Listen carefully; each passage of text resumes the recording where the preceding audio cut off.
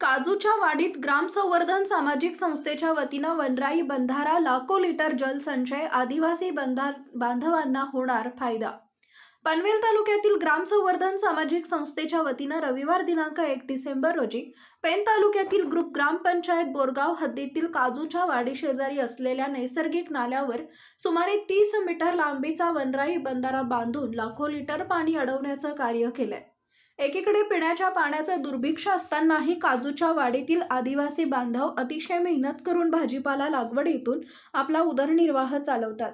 त्यांना मदतीचा हात म्हणून वाडी शेजारी असलेल्या नैसर्गिक जलस्रोतावर ग्राम संवर्धन सामाजिक संस्थेनं वनराई बंधारा बांधून दिला, ज्यामुळे लाखो लिटर पाण्याची साठवण होऊन ते पाणी या आदिवासी शेतकऱ्यांना भाजीपाला लागवडीसाठी उपयोगी होईल।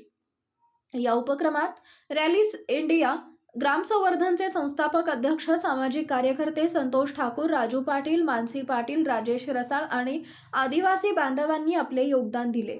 दरम्यान ग्रामसंवर्धन सामाजिक संस्था पाणी टंचाई असलेल्या वाड्या वस्त्यांवर पाणलोट क्षेत्र विकासाच्या माध्यमातून अनघड दगडी बंधारे, नैसर्गिक जलस्रोतांसाठ्यांचे खोलीकरण, सीसीटी बंधारे, डोंगर माथ्यावर किंवा उतारावर चर खोदून पाणी अडवून जमिनीत जिरवण्याचं काम करत असून संस्थेच्या याच जलसंवर्धनाच्या कार्याची दखल घेऊन रायगड जिल्हा परिषदेकडून सन्मानितही करण्यात आलेला आहे।